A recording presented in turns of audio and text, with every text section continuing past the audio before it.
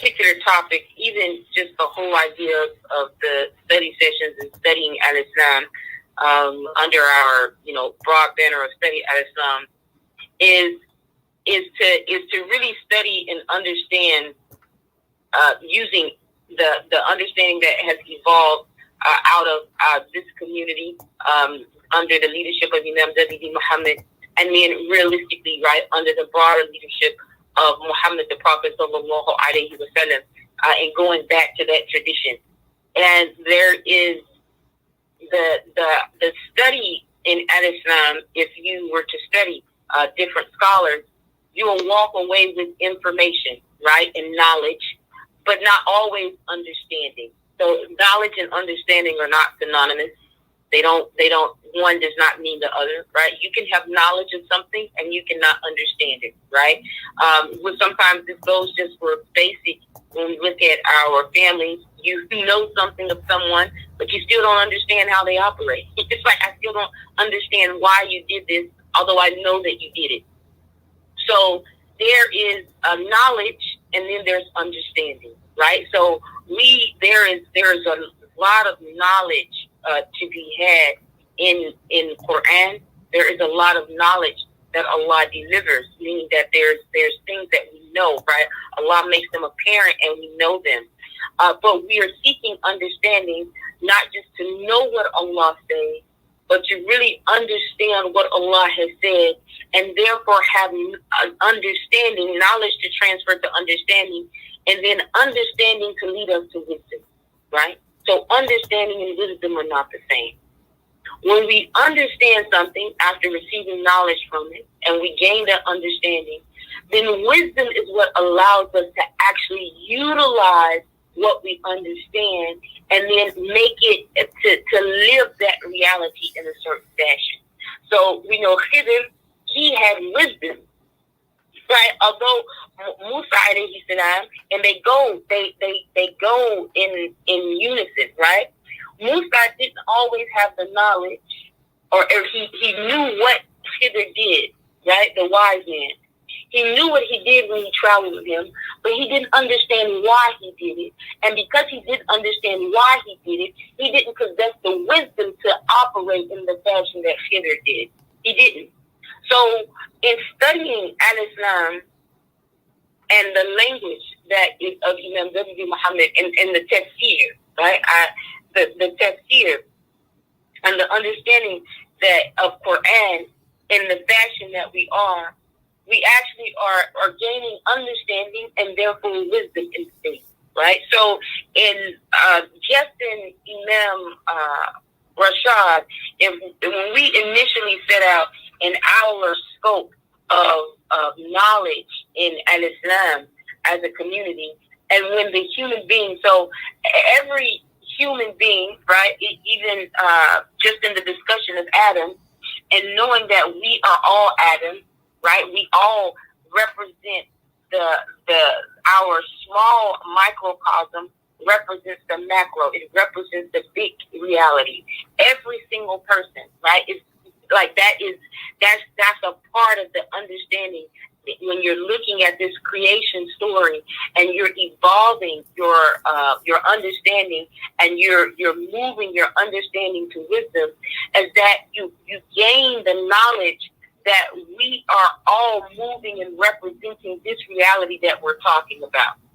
So inside of that, when we're evolving this reality, you have to see the evolution of it, even in the very teaching of what we're talking about.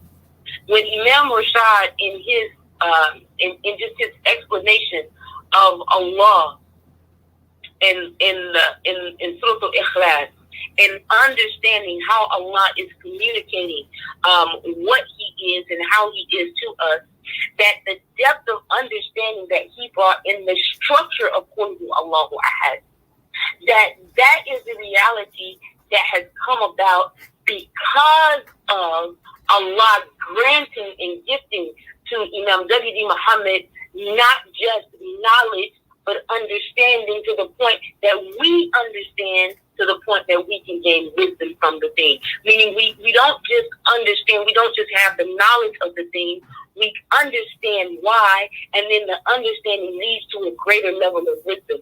So it's not just me saying, yes, Allah is one. It's me understanding the structure of how Allah gave it to me, and therefore I'm able to utilize it in the very structure of how I structure my life. So even, right, coming with Imam Shu'aib and understanding and saying that, yes, we're looking at the idea of Adam, the story of Adam, but then understanding the very structure of Qur'an and knowing that, yes, this knowledge is here to say, this story was told, this story was told, this story was told.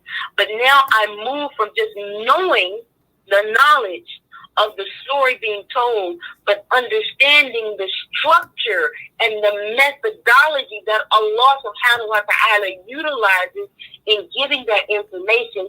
And now it's going to give me wisdom in order to now go from my understanding to now know how can I structure, right? In my choices, in my movements, in my actions, in my mindset, that the structure of my mind operates in the same fashion. So when we're looking at all of this, we want to make sure that we are evolving our thinking on the patterns and not just listening to the ideas, because that's what it's for, right? It literally is for that evolution. So even in this story of the evolution of the creation story in Adam and the Khalifa, right? And Adam and his mate, right? And in the movement away, being placed in the garden, and then the falling from that status, and then coming back, right, to Allah.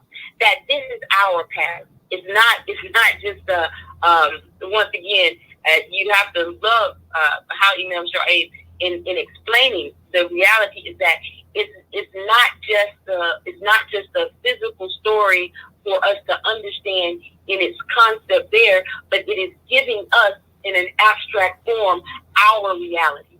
So although it didn't say Aneesah, right? I know Aneesah is Adam, right? I know Aneesah has a mate.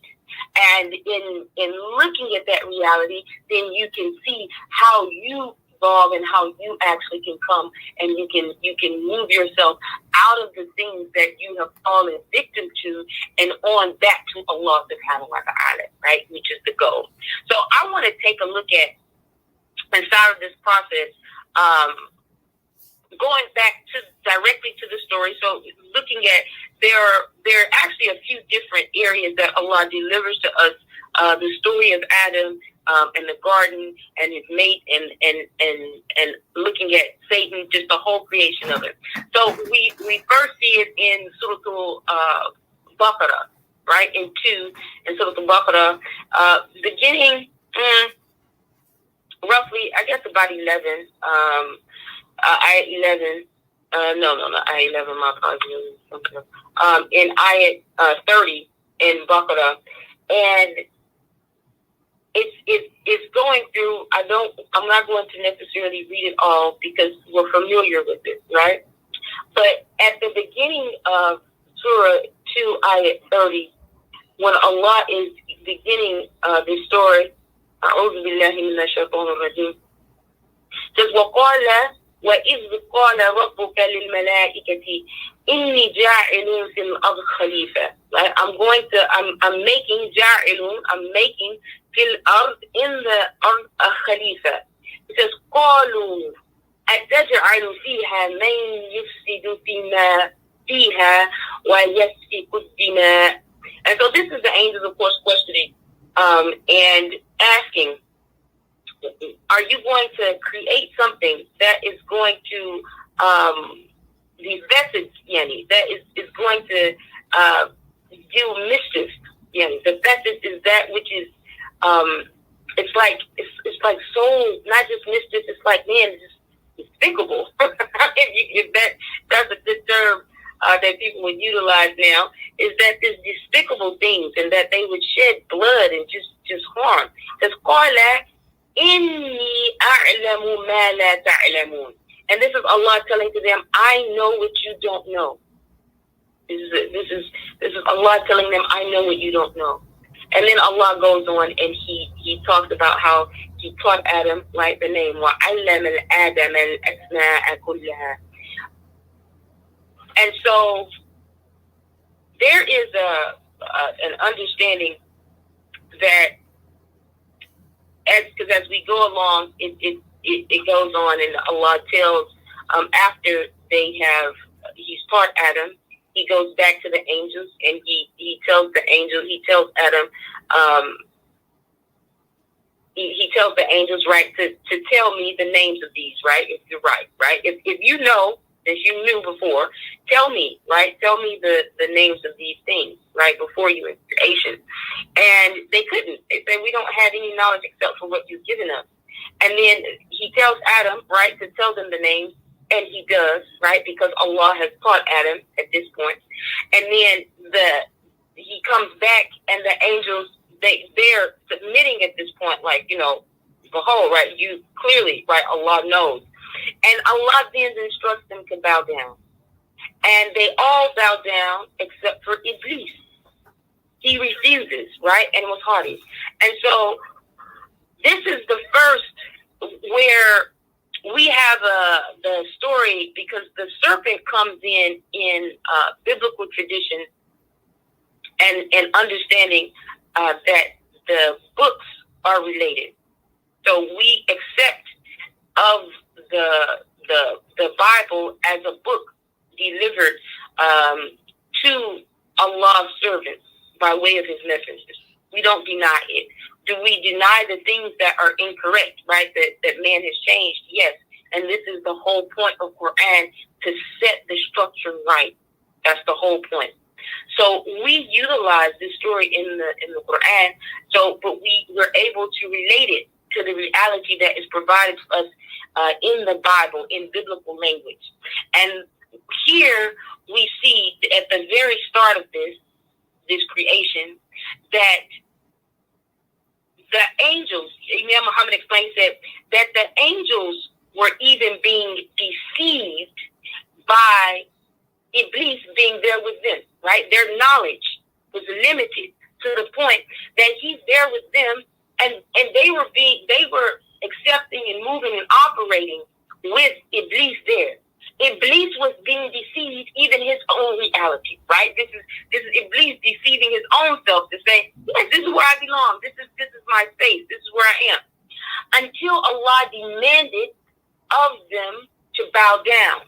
And this is where the angels were made clear of Iblis's position, and Iblis became clear of his position and in his own deception of himself. And knowing that, guess what? I'm not here, right? I don't possess the knowledge and the understanding that I thought I had. But Iblis, unlike the angels who submitted to that reality, Iblis refused it. Iblis refused to bow to now the conscious reality of knowing and not knowing. And this is where the human reality becomes apparent, right? It's not which is where we get the creation in the creation story, and the creation of Adam as an intellect, as a thinking capacity, which is why Allah taught Adam.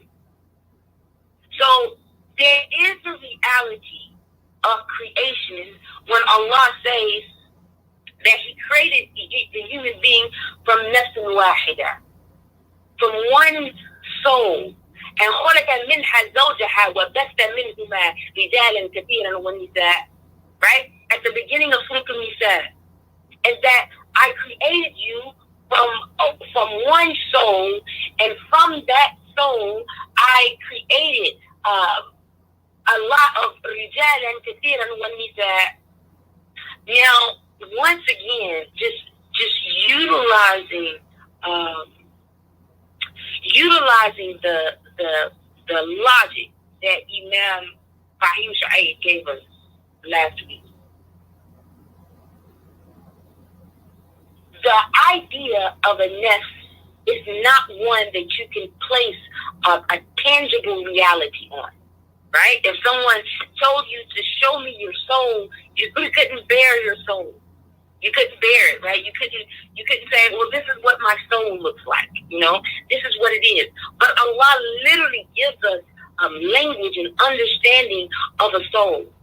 And there is, even when we begin to look at this reality, so when Allah, He goes on after He's thrown Satan out, right? Now because Iblis has evolved, and Imam Muhammad explained, he didn't evolve, he devolved to Satan, right? So his evolution went backward in his own, because everything is going to come back and respond to Allah willingly or unwillingly.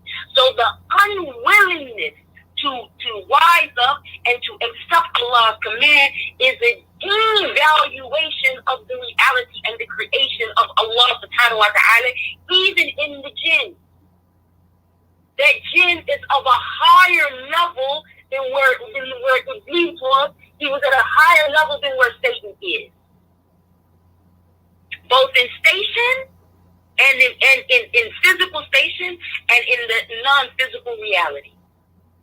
So he devolved himself into Satan. And in his devolving himself into that reality, he debased himself and he was removed from the paradise. We can accept that that paradise is at a higher level than where we are now in our material existence. We're actually aiming for paradise now. We're seeking it. That's our goal. That's our aim. So that means that where we are now, this plane and this place is at a lower station than where we're seeking. So he got thrown out of his high station. And it was after him being thrown out that Allah subhanahu wa ta'ala places Adam and his mate in the garden. And if Adam is an intellect, then his mate is of this spirit in order to move, right? So there is the use. There's nowhere in the Qur'an that you are going to find the language of Eve or Hawa, right? Both of these, they come from of course there's some hadith, and of course there's questions: is it valid? Is it not valid? Is it influenced by the the Israelite movement in its language, right? Because they're literally, right, are hadith that talk about Eve, Hawa being created from the rib in the same language that is given in the Bible. And there is constantly, and this is what we want to understand. At no point does Allah present to us the human reality without duality. So if we take ourselves to the reality of where we were in understanding, just once again, this is where it's all connected, that we understand that there is really only one thing that exists by itself, and that is Allah. Literally, there is only one thing that exists by itself, and that is Allah. The human reality exists in dichotomy. It exists with the human mind and its mate. It exists in that reality. It can't exist any other way. There is no existence without mate. Therefore, when we look at the reality of creation, that creation is created to mate. It's created to operate and to live in that form. So Adam's intellect can't exist without the functioning mate in order to cultivate the garden. That's in its material reality, and it's given to us in a material form, but it truly is representing an immaterial thought process. It's not giving to us physical men and women. So in the Quran, even when Allah gives to us, He says, when He talks about creating the human being from nafsin wahida, وَخَلَقَ مِنْهَا زَوْجَهَا وَبَثَّ مِنْهُمَا, from both of them, رِجَالًا كَثِيرًا وَنِسَاءً. Al-Rijal and the Nisa are literal physical. That literally is talking about a physical human being, a man and a woman. But the Untha, which is feminine, and the Muzakir, which is a masculine reality, that both of those are immaterial principles of reality. So in Adam and Hawa, that they are given as the physical thing, but they really represent the mind of the human being and his spirit.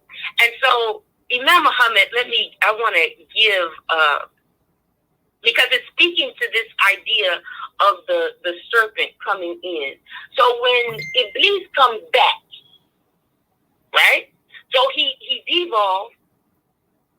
Allah placed Adam now with this mind that has been taught by him. And he placed with him, with his mind, he placed the spirit in order to cultivate, right? He placed in him a spirit and a desire to do and to move with him. That's what he placed in there. With the mind, he placed the spirit. That's the only way that the mind is going to have a desire to do.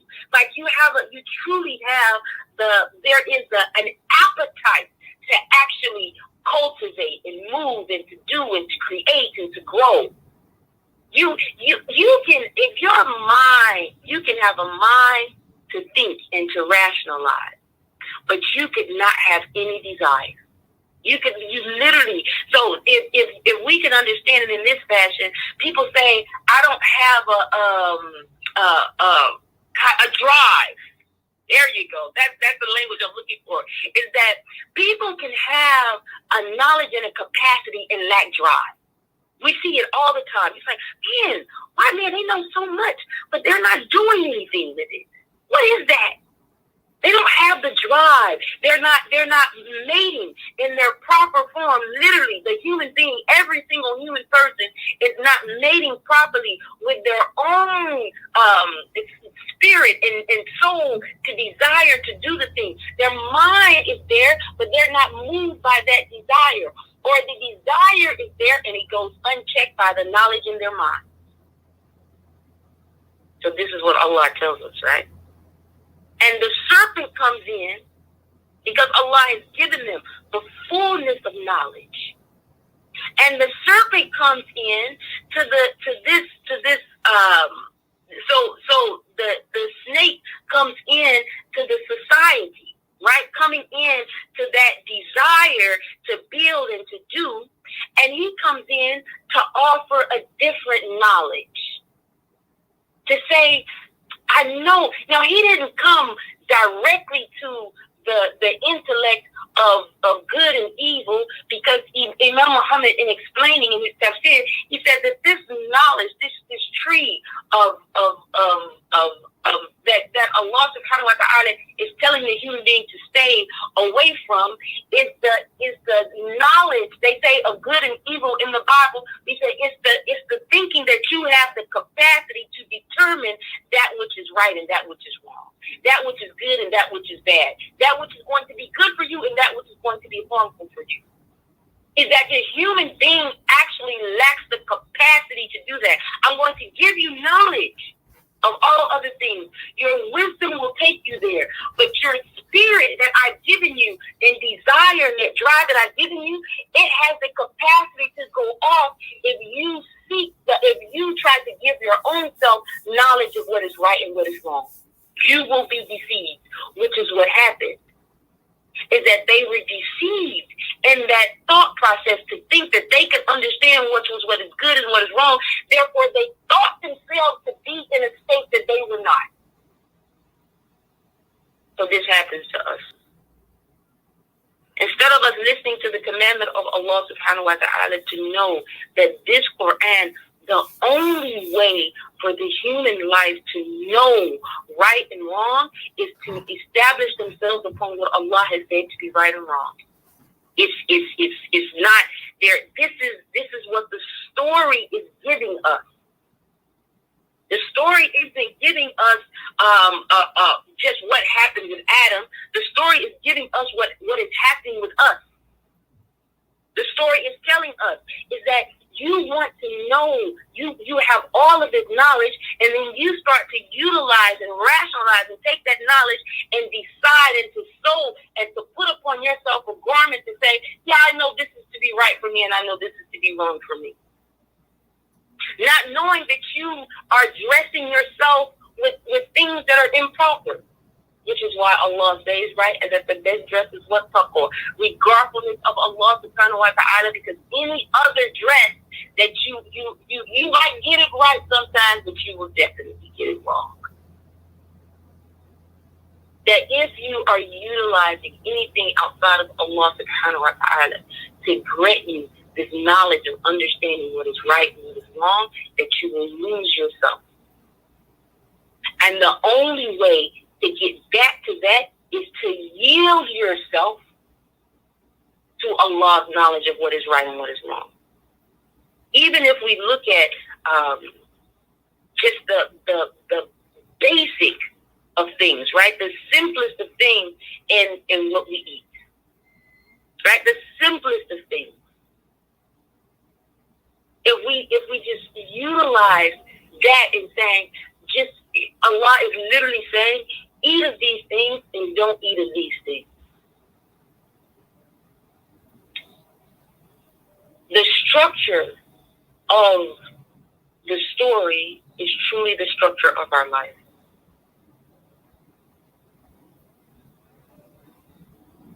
That we are of Adam and we are living this reality.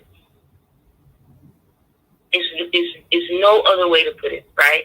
And that this truly is, we are inside of ourselves, this mind, and it is truly our mind that is merging with our own desire, our own soul that is driving us to do and to get and to take care of our daily needs, but that it is in that desire that Satan will come to us. It is in that desire, not in our logic that says we believe in Allah is one. It is in that desire that he will come to us and get us to believe in a knowledge and accept the knowledge that says, I know what's good for me, and what is good for me is this clothing. I know what is good for me, and what is good for me is this shelter. I know what is good for me, and what is good for me is this thing, because it's going to deliver this what I desire. But we have to return ourselves back to the knowledge of Allah, and that is the only thing that will check our desires. Alhamdulillah, Rabbil Alameen, Quli Ameen, inshallah. I've said something that is beneficial, and I pray that anything that I've said that is wrong, that Allah holds me to it, corrects it, and makes it right for all of us. Alhamdulillah, Rabbil Alameen. I greet you all with the peace and blessings of Assalamu alaikum. Wa alaikum salam, dear Aneesah. Wow. I know that everyone else hears exactly what I hear. How deep you are going into yourself in order to explain these topics from the Qur'an. It is certainly not surface, and we are forever grateful for the time and your dedication to teaching us and keeping us abreast and updated, to you and all of our speakers, for keeping us balanced and connected. As Imam Muhammad said, that this book is a living book for our life. We are forever grateful.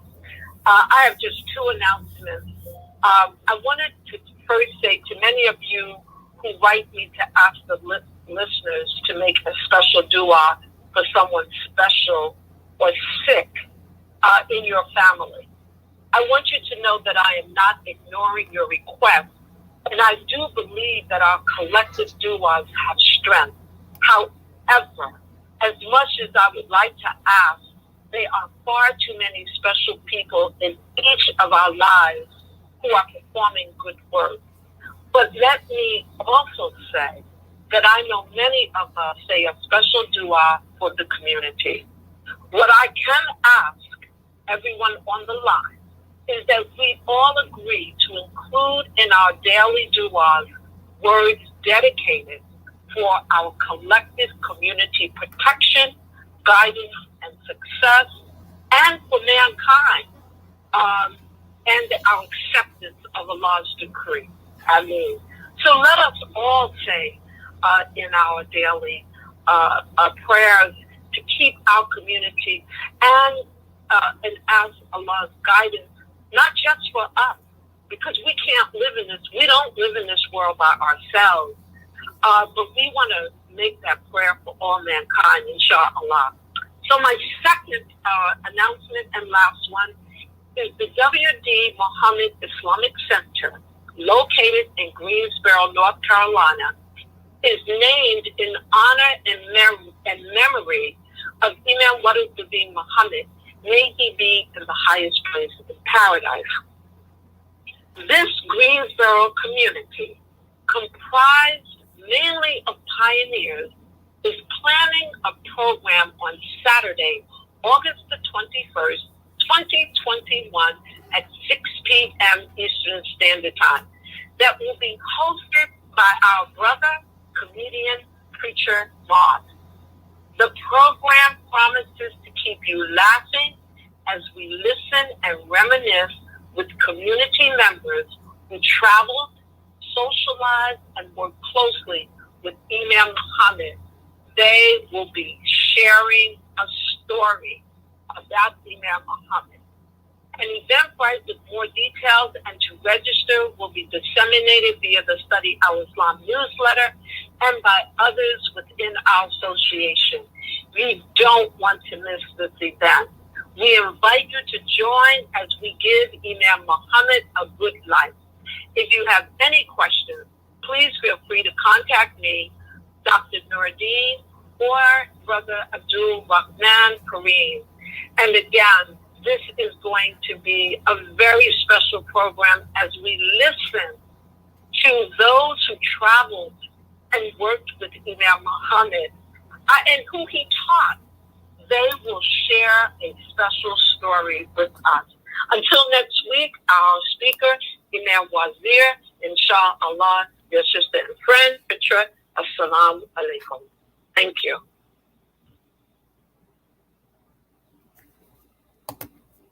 Goodbye.